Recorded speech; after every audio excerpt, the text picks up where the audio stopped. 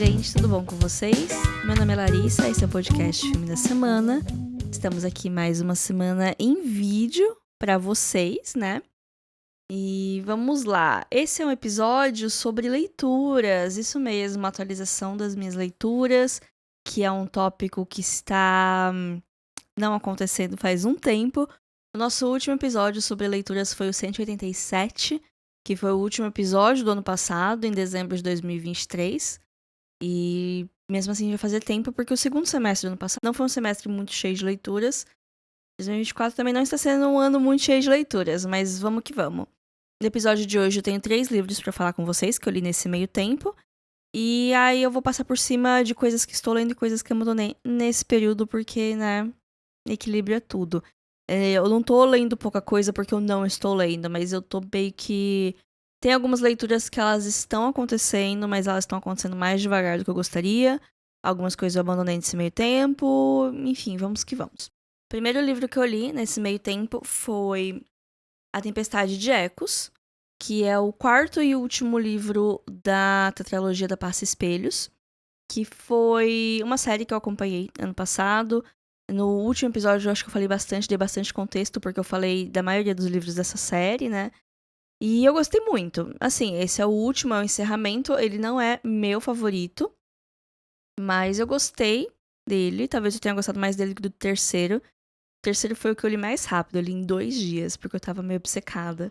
E aí, quando eu fui pro quarto, eu resolvi degustar um pouco mais e levei quase 6 meses. Eu terminei ele dia 30 de dezembro. E foi ótimo, porque eu queria concluir no ano passado, né? Eu comecei aquela série e eu queria ter concluído ela, né? No ano e consegui concluir. O final dela é um pouquinho polêmico no fandom, porque é um final um pouco aberto. Mas eu confesso que conforme eu tava lendo, as coisas estavam se desenrolando e eu ficava pensando, cara, como que dá pra fechar esse arco de um jeito satisfatório, faltando tão pouco? E então o final aberto me deixa feliz, porque... Assim, tem coisas, se a autora quiser continuar, ela pode continuar escrevendo algumas coisas? Ela pode. Ela deve? Aí são outras questões, né? Mas eu gosto do jeito que encerrou, porque traz uma ponta de otimismo no monte de tragédia que acontece. Mas falando de forma rápida, se você não ouviu os outros episódios que eu falei sobre a série, A Passa Espelhos é uma série de fantasia francesa, que tem a protagonista Ophélie, que... Assim, na verdade, no começo, eu não tava gostando da protagonista, não tava gostando da Ophélie. O que me chamou a atenção, tanto pra eu começar a ler essa série, quanto depois que eu comecei a ler pra eu me interessar, é o mundo, porque esse mundo é muito interessante. Tipo, parte do princípio que tinha uma terra muito parecida com a nossa, mas alguma coisa aconteceu e ela se partiu. Então tem um monte de pedaços de terra voando de maneira independente, assim, pelo... Não pelo universo, mas ao redor de uma órbita do que já foi a Terra. E aí, esses pedaços, eles existem, né? Eles funcionam como se fossem países, né? Cada um tem uma autonomia e um tipo de gente diferente, né? Como é um livro de fantasia. E eles têm os espíritos ancestrais, né? Que funcionam quase como deuses, assim. Eles são respeitados, adorados, venerados como deuses, mas tem um rolê de que toda a população ali daquela arca, eles chamam de arca, né? Esses pedaços flutuantes. A população descende, né, desse espírito ancestral. Eu nem lembro se é esse o nome que eles usam. Mas enfim, é uma coisa assim. E aí cada um deles tem um poder. Todo mundo nesse mundo tem poder. Quer dizer, algumas pessoas não têm. Eu acho que quem não é descendente direto desses seres não tem poder. Mas assim, muita gente tem poder. E esses poderes têm níveis diferentes de utilidades conforme a trama vai avançando. Aí a gente acompanha a Ophélie, que ela é de uma arca que é muito ligada com objetos. Ela meio que consegue dar vida a objetos, né? A família dela tem meio que esse rolê. Mas ela também consegue ler o objeto, né? Quando ela toca alguma coisa, ela consegue sentir as emoções das pessoas que tocaram antes dela, aquele objeto. E ela também consegue passar através de espelhos. Tá aí o nome da série, a Passa Espelhos. Isso não é uma coisa tão comum, é uma particularidade dela. Ela consegue entrar num espelho e sair do outro disso. E a partir disso ela consegue se teletransportar para lugares não muito longe, dentro da mesma arca de preferência, né? Tem limitações, mas enfim. Todo mundo tem um poder e geralmente dentro das arcas os poderes deles têm meio que coisas em comum. E aí ela é mandada para um casamento estratégico com um cara de uma outra arca Que enquanto a arca dela é tudo muito mais quase pastoril, me lembra muito assim a Vila dos Hobbits pela vibe de famílias grandes e um negócio meio verde, eu não sei, eu imagino tudo muito verde lá.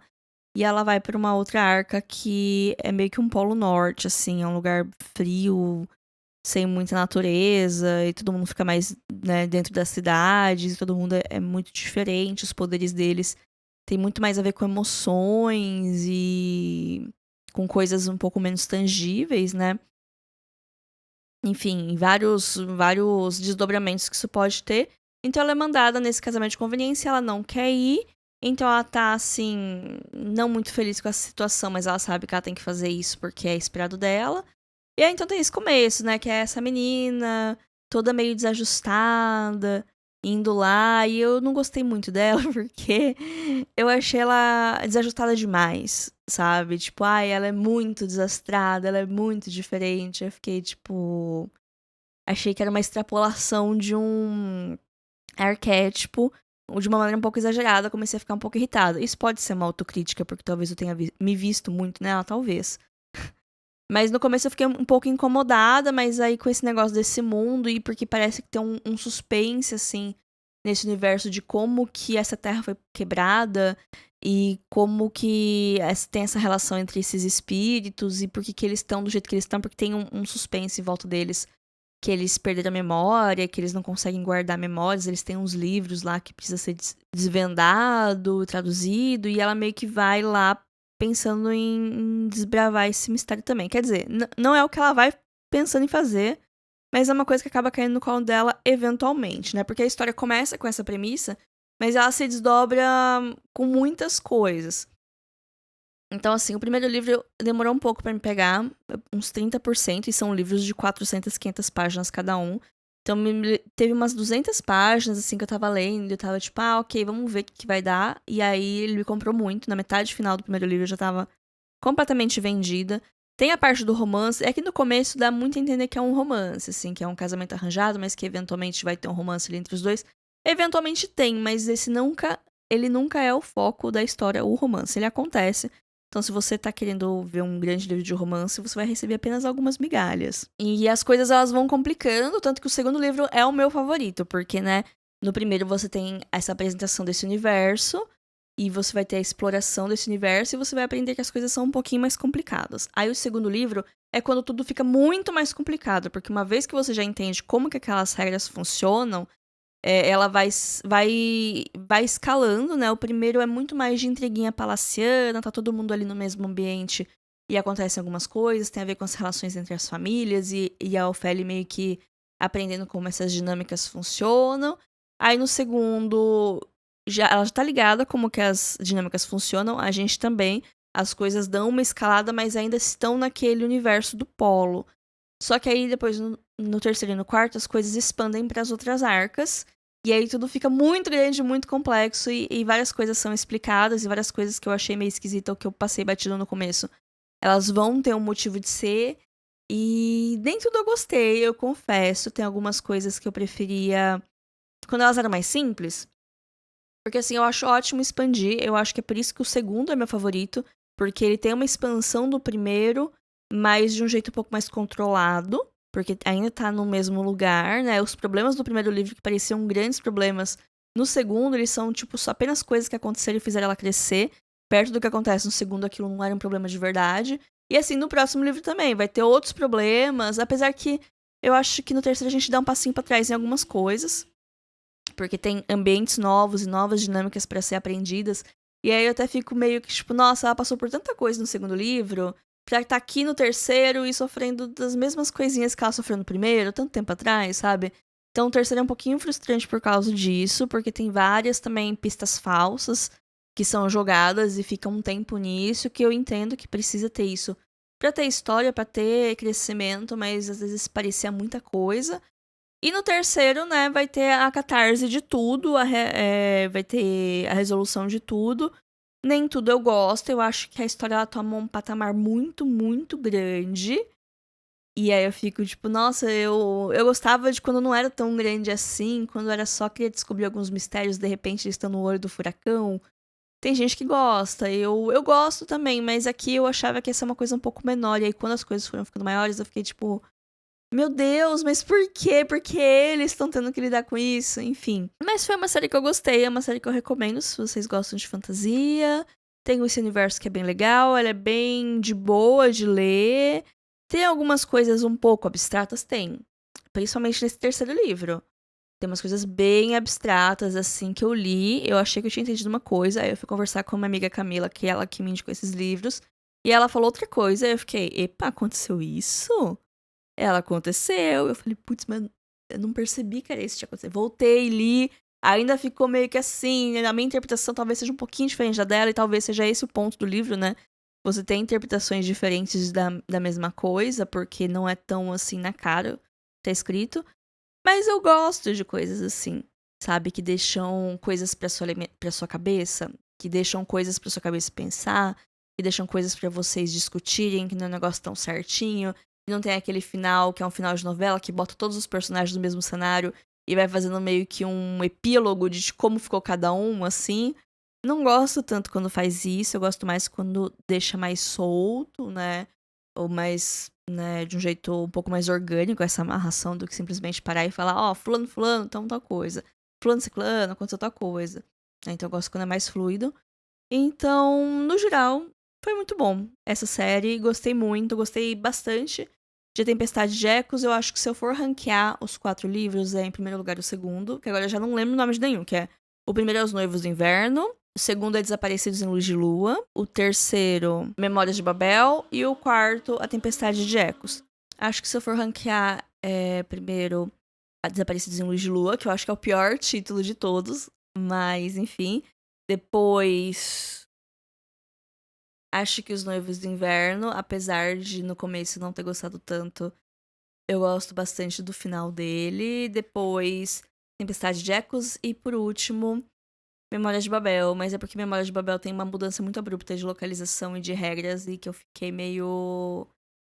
Nossa, tá, ok, vamos aprender de novo essas coisas. Mas, de novo, Memórias de Babel foi o livro que eu li em 2 dias, então eu estava um pouquinho obcecada e talvez não tenha lido com a atenção devida que essas 400 páginas mereciam. Mas, enfim. Essa série tá publicada aqui no Brasil inteira pela Morro Branco. E eu li tudo no Kindle. Mas eu queria ter as edições físicas, porque eu acho as capas muito bonitas, muito, muito bonitas.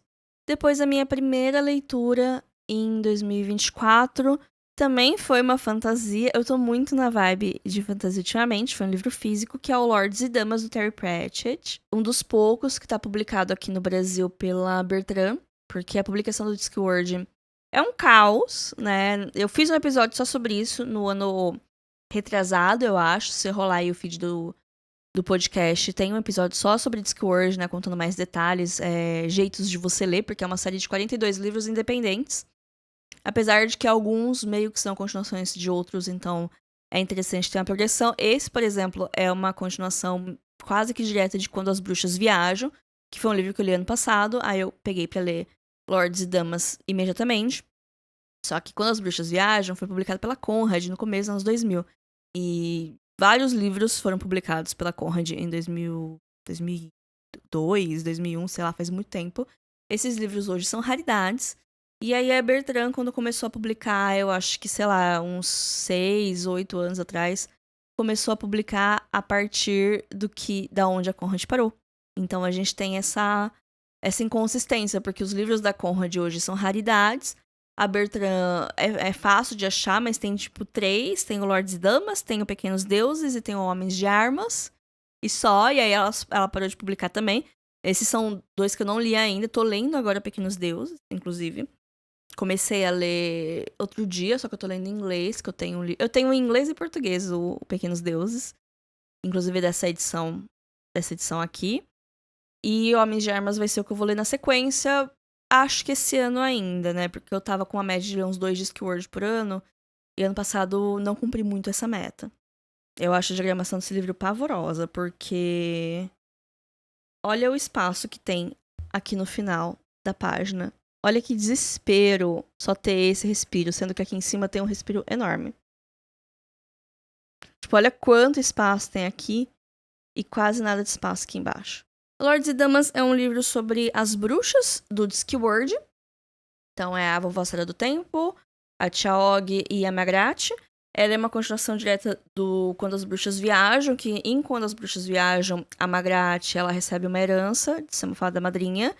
Só que pra isso ela precisa viajar pra um outro país lá do Discworld, que o Discworld tem algumas nações. E ela precisa ir nesse país, que é basicamente a França. E aí as outras bruxas, elas vão com elas, porque as outras bruxas, elas já são bruxas idosas, e elas são as maiores em seus ramos, né? Apesar de elas serem bruxas, cada uma tem uma especialidade diferente. E a Magrat, ela é bem mais jovem, e aí as outras acham que elas precisam ir junto pra cuidar dela, enquanto a Magrat fica meio que frustrada delas sempre estarem em cima dela e não deixarem ela fazer as coisas direito. E aí elas vão, e acontecem várias coisas, e aí elas voltam, né? O outro livro termina com elas voltando, então Lords e Damas começa com elas na hora que elas voltam. E também tem coisas que aconteceu em Estranhas Irmãs, que é o Weird Sisters, que é esse também, é mais antigo. Que em Weird Sisters tem uma questão de um príncipe que estava disfarçado. É basicamente uma amálgama de várias histórias de Shakespeare, apesar que aqui também tem Lords e Damas também tem um pouco de Sonhos de uma Noite de Verão. As histórias das bruxas, elas têm muito um quê shakespeariano e de teatro antigo, que o Terry Pratchett sempre gostou de pegar coisas da cultura e literatura inglesa e meio que botar no meio do Discworld, fazendo algumas referências, sabe, engraçadinhas. No Weird Sisters, a Magrat termina o livro com uma proposta de casamento. E no Quando as Bruxas Viajam, ela tá meio que na dúvida se ela vai aceitar essa proposta ou não. E aqui, esse livro, uma das plots principais é essa plot do casamento da Magrat, os preparativos para esse casamento e ela se sentindo insegura com relação a isso, ao mesmo tempo que tem as histórias das outras bruxas, principalmente da Vovó Sara do Tempo, que ela começa a encarar a própria mortalidade dela. E é difícil falar do que é o livro, porque o estopim de tudo é quando aparecem uns elfos, porque aí tem a questão dos féricos. Muito antes de ser moda, os féricos, eles já estavam na literatura em vários lugares. Claro que tem Senhor dos Anéis, quando a gente pensa em elfo, a gente pensa nos elfos do Tolkien. Mas tem, principalmente em folclore inglês, fadas, duendes, eles são figuras meio não sempre boas. Eles são... varia de história para história. Em algumas histórias eles são maus, apenas maus. Tem toda a questão dos changeling, das fadas que roubam crianças e são criaturas do caos. Em alguns lugares elas são meio que criaturas que agem de acordo com seus próprios interesses, sejam bons, sejam maus. Em alguns lugares elas são mais tricksters. Eu acho elas muito parecidas com a figura do Saci, em algumas histórias. Que também é uma criatura que ela tem as suas próprias motivações, ela pode te ajudar ou ela pode fazer sua vida um inferno. Vai depender de como é a sua relação com esses seres mágicos e com todo o conjunto de coisas, né, que permeiam essas criaturas mágicas. Então esse livro começa com esse negócio das fadas, né, que o pessoal do vilarejo fala, não, esse negócio de fada é tipo, é um conto, é uma historinha de criança, não existe.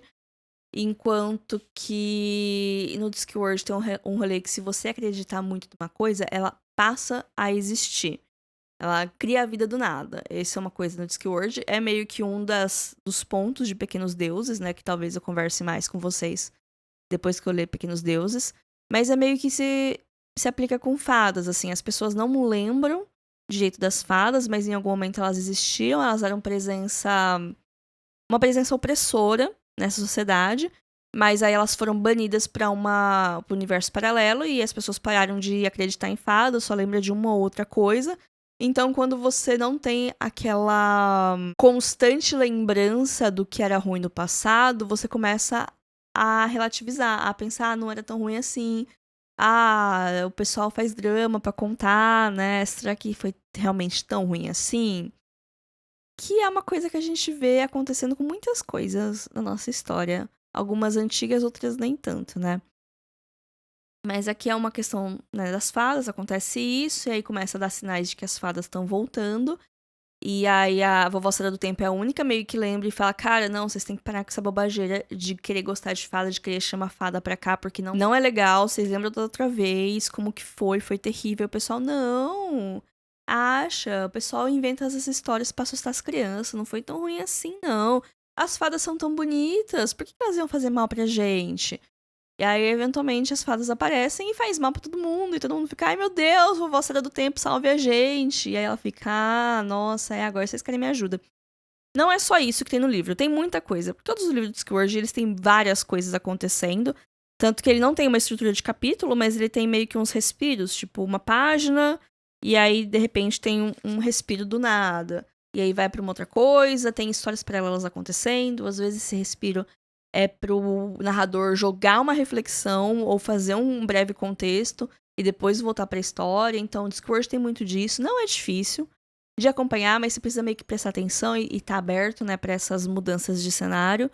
Mas tem muita coisa aqui, eu gostei bastante. Não é meu favorito, porque em questão de história, não acho. Não é um negócio que eu ficava, nossa, quero muito ler, quero saber o que vai acontecer. Mas eu gosto muito das personagens, eu adoro a Vovó Sada do Tempo. Ela é uma das melhores personagens que eu já li, assim. E tudo que tangia ela e que era sobre ela, e tem revelações do passado dela, e tem ela com medo de morrer, que é uma coisa que ela nunca tinha demonstrado, ter medo de nada. Ela sempre era essa pessoa tão sábia e tão líder, e de repente ela começa a ficar meio assustada porque ela pode morrer logo. E só que ela não fala isso pra ninguém, mas a gente sabe que ela tá passando por esse negócio, então isso é legal. E a parte dos elfos, que é tudo uma metáfora pro que você quiser. Em questão de história, em questão de precisamos constantemente ser lembrados das atrocidades do passado, senão a gente corre o risco de esquecer que elas foram tão ruins assim. Esse livro é de 1992, o ano que eu nasci. E depois de todos esses anos, continua atual em seus temas. É uma coisa que o Tar Pratchett faz muito também. Ele comenta sobre coisas que são constantes na história da humanidade, né? Tem coisas que às vezes a gente acha que é super de agora ou que é super recente e não é. Existem temas que eles aparecem e reaparecem em cinema, literatura, várias coisas. Eles só vão ganhando novas roupagens conforme o tempo passa, conforme a mídia que a gente tá consumindo no momento, mas acontece, né? São temas quase universais. Mas assim, se você nunca leu Discworld na sua vida, eu não acho que Lords e Damas é uma boa porta de entrada. Na verdade, das bruxas, se você quer começar a ler o livro das bruxas, eu recomendo começar por Estranhas Irmãs ou por Direitos Iguais, Ritos Iguais, que é o primeiro livro cronologicamente, mas é um livro que ele não tem tantas consequências no futuro. Você pode ler ele em qualquer momento. Agora, Estranhas Irmãs, ele vai ter consequência nos outros livros das bruxas, inclusive nesse aqui. E aí, então, pode ser um jeito melhor de você entrar nesse mundo. É uma pena que a publicação aqui no Brasil tá toda confusa, mas se você lê em inglês, consegue ler de boa em inglês, eu recomendo procurar os e-books em inglês. Talvez seja mais fácil de achar todos, melhor para ler no idioma original e mais divertido também. O terceiro livro que eu vou falar aqui, né, que foi o que eu terminei de ler mais recentemente, é Dom Casmurro, é o clássico do Machado de Assis. Eu já comentei que no ano passado tá tendo essa redescoberta de Machado de Assis em minha vida, que é um autor que eu não li muito na época da escola, eu li só o Alienista, aí eu reli o Alienista no passado, gostei, mas aí eu li Esaú Jacó, e aí que foi que eu comecei a entender, eu adorei Esaú Jacó, fui pra Dom Casmurro, eu gostei mais de Dom Casmurro enquanto obra, mas eu acho que Esaú Jacó tem mais o humor e a crítica social que o Machado queria botar. Eu acho que Esaú Jacó tá, tipo, no auge, assim, da linguagem e da crítica, enquanto que Dom Casmurro é uma história sensacional. Eu acho muito interessante estudar também esse livro. Ai, que ódio que eu não li esse livro na época da escola. Mas, tendo o contexto, que foi um livro que foi publicado na virada do século, falando de alguns anos antes, né, do final do século XVIII, uma sociedade que ainda era escravocrata, estava começando a ir para cidades, né, a vida urbana não era tão desenvolvida quanto se tornou nos anos depois, e que tinham nessa aristocracia que hoje em dia é diferente, não é tão diferente, mas é um bocado diferente de como era a organização social da época, né? Então a gente precisa de um pouquinho de contexto para entender esse livro e também para entender a recepção dele, porque ele foi muito bem recebido, porque os protagonistas eles eram igual, os leitores eram igual ao protagonista, né? Foi só a partir dos anos 50, eu acho, que começou a ter uma certa discussão sobre o quão confiável é o nosso narrador, né? E a interpretação que a gente tem dos eventos, porque é um livro todo em primeira pessoa. Muito se fala do traiu ou não traiu, mas eu acho que o ponto do livro justamente é trazer essa discussão à tona. Eu acho que o livro não... Aliás, o livro não dá respostas factuais. O livro é o ponto de vista do Bentinho e ele está contando pra você. Só que ele é um narrador falho. Ao longo do livro a gente tem evidências de que ele não é um narrador confiável, porque ele traz informações que não batem. Se você tá lendo o livro com atenção, tem horas que ele dá no começo, ele fala, não, eu vou contar minha história, porque eu tenho uma memória muito boa, e eu lembro de tudo que aconteceu, e aí ele passa a descrever a infância dele com detalhes, e você sabe que é um cara mais velho contando da vida dele, né? Então ele dá muitos detalhes na infância, e aí conforme a história vai começando a avançar para começo da vida adulta dele, que talvez ele tenha uns comportamentos um pouco mais questionáveis, ele começa a fazer gaslight em você, leitor. Porque ele começa a ficar, eu não sei muito bem como que aconteceu isso, eu lembro disso, fulano não gostou muito, mas não lembro do jeito que ele falou. Ele começa a meter umas dessa, depois de falar, não, eu lembro de tudo perfeitamente, quando a narrativa vai para uns lados que talvez ele não fique tão bem na fita, ele começa a dar umas engambeladas, e quando ele entra no surto de achar que a Capitu tá traindo ele, a narrativa, assim, ela faz montanhas russas, os argumentos dele. Ele ativamente dá datas erradas assim. Eu não acho que ele deu data errada pra gente. Eu acho que ele começou a se perder na confusão, se perder no próprio personagem, e começou a errar as datas. Então tem data que ele fala no começo do livro que foi tal data, no final ele já dá uma outra data, e assim, não é erro do autor, porque o Machado, ele gostava muito de corrigir os livros dele em edições posteriores, e são coisas que podem parecer erros de continuidade, mas que não foi ajustado em edições futuras. Então, assim, é a intenção do autor ter aqueles erros de continuidade justamente pra gente ver que o narrador não é tão confiável. Então, aquele negócio, existem pistas, mas tudo é discutível, porque a arte, ela não é uma coisa direto ao ponto, ela não é uma coisa exata como uma equação. Você não consegue tirar os significados de um livro que nem você tira um significado de uma equação matemática. E mesmo equações matemáticas, às vezes, têm discussões do jeito certo de resolver elas. Então, imagina num livro que você tem palavras. E palavras significam coisas diferentes, dado época, contexto, lugar e tudo mais. Mas o livro é a história desse rapaz. Ele é um herdeiro, né? Ele é filho de uma família com dinheiro, que eles vieram eles tinham terras, tinham um sítio, eles vieram pra cidade, no Rio de Janeiro. Quando o pai dele morreu quando ele era criança, ele quase não tem memórias, né? Aí a mãe dele vai pra cidade e ela prometeu que o Bentinho, né, que é o protagonista, ele iria pro convento, porque ela teve muita dificuldade pra engravidar, ela perdeu várias gestações ao longo, né, do casamento dela, e aí ela fez uma promessa que se a gravidez vingasse, ela ia colocar o filho no seminário, ou a filha, né, no convento. E aí veio o Bentinho, e aí ela precisava cumprir, só que o Bentinho não estava muito afim de cumprir essa promessa. Então ele ficou o tempo todo sendo criado em casa, ele não foi pra escola, ele não teve convívio de outras crianças, era sempre só ele, a mãe dele, o pessoal que orbita a casa, que a gente tem toda a descrição, tem alguns parentes que moram com eles em períodos diferentes de tempo. Tem o agregado, o João Dias, que era uma coisa comum, as famílias teriam alguns protegidos, algumas pessoas que moravam na casa e faziam algum tipo de serviço, mas eram quase como se fossem da família, mas não numa relação de empregado, porque tinham os escravos, né? Tem todos os escravos, então tinham desde os escravos da casa, para as tarefas da casa, os escravos que cuidavam dos animais, que eles tinham cavalo, né? Porque não tinha carro na época, né? Você tinha carruagem. Então tinha os escravos que cuidavam do cavalo, da carruagem, tinha os escravos que eles vendiam coisas na rua, tinha esse serviço também de você pegava ou você alugava os seus escravos, gente, é um negócio horroroso.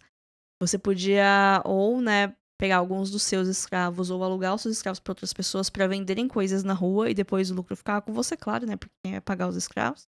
Enfim. Então o livro ele fala muito sobre isso e eu li nessa edição da Antofágica, que tá no Kindle Unlimited, ou tava no Kindle Unlimited, não tenho certeza, quando eu emprestei ele tava no Kindle Unlimited.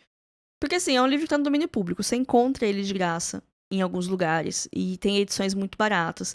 Mas eu gosto das edições da Antofágica porque elas têm muitas notas de rodapé.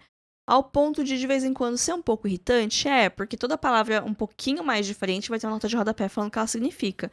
E às vezes eu sei o que aquela palavra significa e não queria ir pra nota de rodapé.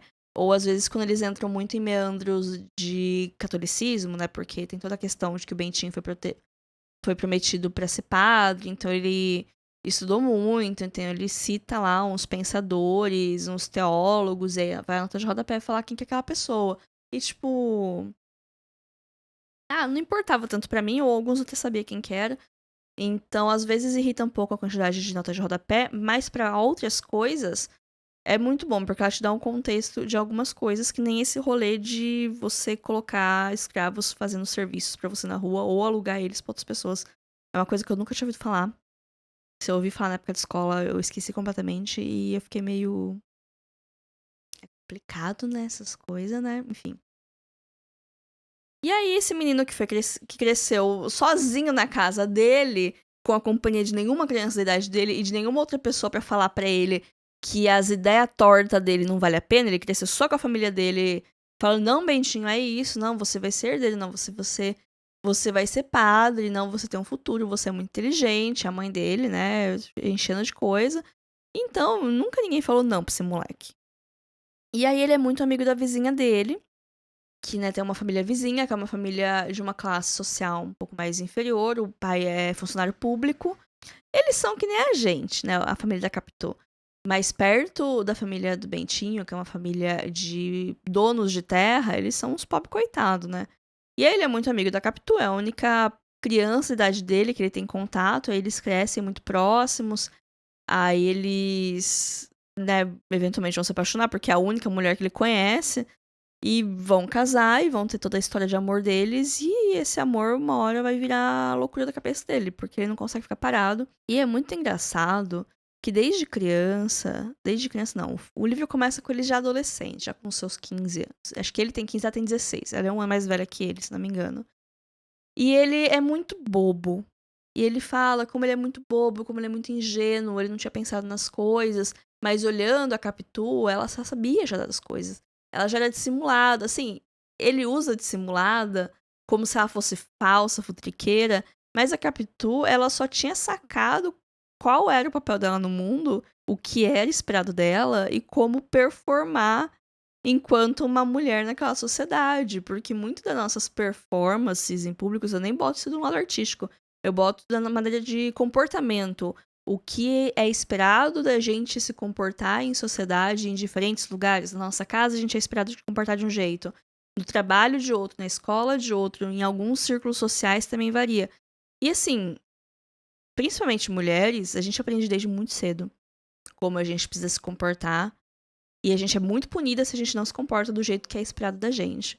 Então a gente se comporta do jeito que é esperado, tanto para atender expectativas e não ser punida, quanto porque a gente também descobre que é o jeito da gente conseguir coisas, né? Não é uma manipulação, uma dissimulação. A gente entende como que o jogo é feito e, né, a gente precisa jogar o jogo pra ter a vida em sociedade.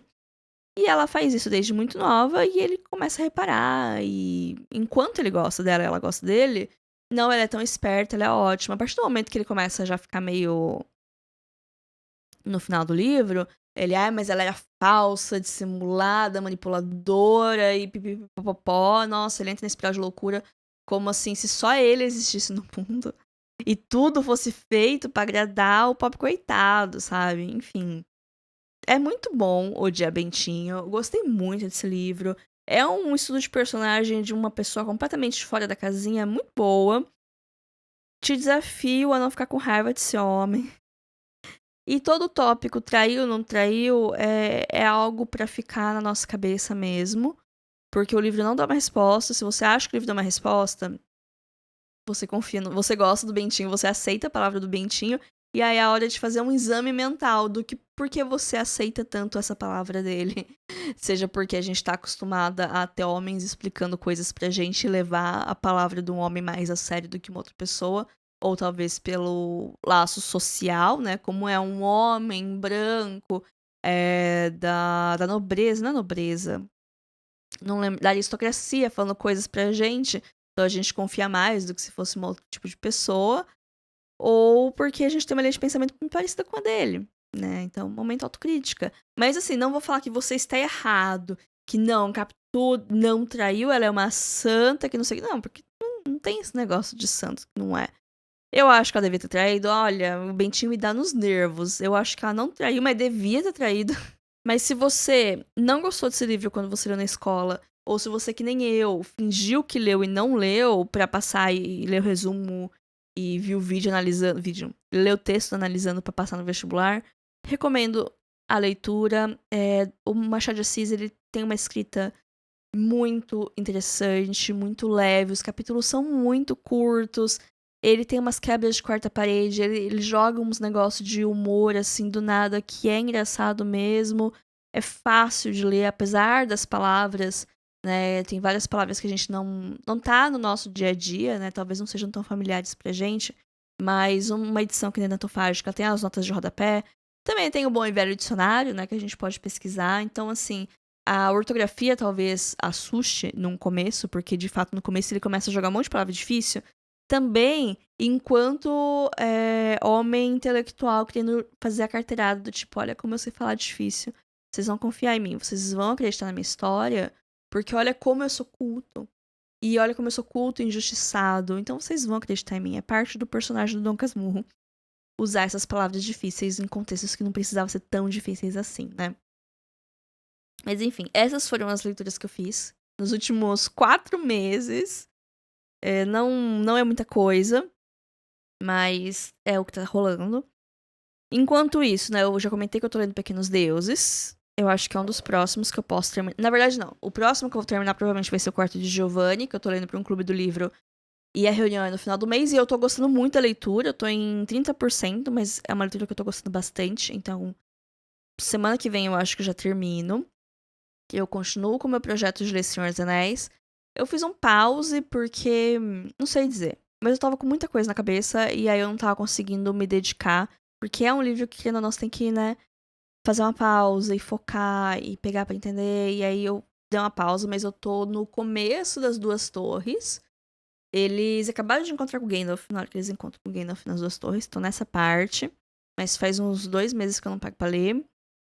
Tô lendo Pequenos Deuses, também, do Terry Pratchett. Teve uma hora que eu entrei numa ressaca que nada eu queria ler. O que me tirou da ressaca foi Dom Casmurro, porque foi o único livro que eu peguei pra ler mesmo, que eu li primeiros capítulos de um monte de coisa nesse meio tempo. Já deixei algumas coisas pra eu ler que eu achei interessante, mas não tava na vibe. Foi aí que eu comecei a ler Pequenos Deuses também, porque eu tinha terminado de ler Lords e Damas e tava tipo, nossa, Terry Pratchett é muito bom, eu preciso ler tudo que ele escreveu. E aí eu já comecei a ler Pequenos Deuses, mas aí eu também parei por causa dessa ressaca. E eu comecei a ler Graça Infinita. E eu não terminei de ler. Também era por causa do Clube do Livro, mas foi muito pra minha cabeça. Ele é um livro de 1.200 páginas, que ele tem toda uma escrita meio avant-garde, toda meio esquisita. Eu li, eu acho que 5%. E assim, 5% de um livro de 1.200 páginas é umas 50 páginas, não sei. Mas eu não li pouco. Mas eu não tava conseguindo entender pra que lado que as coisas iam, não tava com vontade de descobrir, porque tem livro que você começa a ler e você fica perdido, mas você fica curioso, você fica instigado. Esse não, esse eu só fiquei perdida e me sentindo meio burra, e olha que eu peguei um caderno e eu comecei a anotar, assim, todo capítulo que ia acontecer naquele capítulo, né, pra eu lembrar, e nem assim me deu vontade de continuar, então eu abandonei mesmo, e depois eu fui consumir conteúdo sobre ele, e eu até fiquei um pouquinho interessada, mas eu já vi muita gente falando que é mais legal falar sobre ele do que de fato ler ele. E aí, como eu tô nessa fase que eu não ando lendo muito, eu resolvi não me dedicar tanto, né, a esse livro tão longo. E eu também tô lendo Relações Perigosas desde o ano passado. Também era uma leitura do Clube do Livro que eu comecei por causa do Clube do Livro. E eu não terminei a tempo, mas eu falei, não, eu vou continuar porque eu tava gostando, eu tô gostando, mas é um livro de 500 páginas, é um livro bem antigo. Ele é todo em cartas, né? Então, alguns personagens têm cartas legais, alguns não. E aí, quando eu tô lendo as cartas da galera legal, é muito legal. Quando eu tô lendo as cartas do pessoal chato, é muito chato. E então, não terminei de ler ainda, mas eu tô acho que em 70%. Não falta muito, eu não vou abandonar esse livro. Mas eu vou terminar, assim, na paciência. Tem dia que eu pego, leio umas 2 cartas, eu falo, ai, bacana, li. Aí eu fico um mês inteiro sem abrir. Mas são essas as coisas que estão acontecendo, então isso também é um motivo pelo qual eu li pouco nesse meio tempo, porque eu tava com umas leituras que não estão andando tanto, e aí eu ficava meio assim de começar a ler outras coisas, mas aí eu percebia que eu não ia ler nada se eu ficasse, né, se eu ficasse nessa de, não, eu só vou ler quando eu terminar, eu acabava não lendo nada, aí eu comecei a ler um monte de coisa, terminei algumas, mas eu consigo lembrar das coisas, e se eu esqueço, eu começo a ler de novo, eu volto um pouco, eu não continuo se eu não lembro, então, pelo menos isso. O Ligações Perigosas eu também tenho anotação, porque é muito nome, é muita gente, muitas relações perigosas, mas são livros que talvez venham aí na próxima edição. De atualização de leitura, e por enquanto é isso, né? Vou encerrar por aqui. Obrigado quem viu até aqui. Sigam a gente no Instagram, @filme.da.semana. Nosso e-mail para contato é podcastfilmedasemana@gmail.com. Esse e-mail também é uma chave Pix, caso queira fazer alguma contribuição com o meu trabalho, ficaria muito feliz. E é isso. Até semana que vem. Tchau, tchau.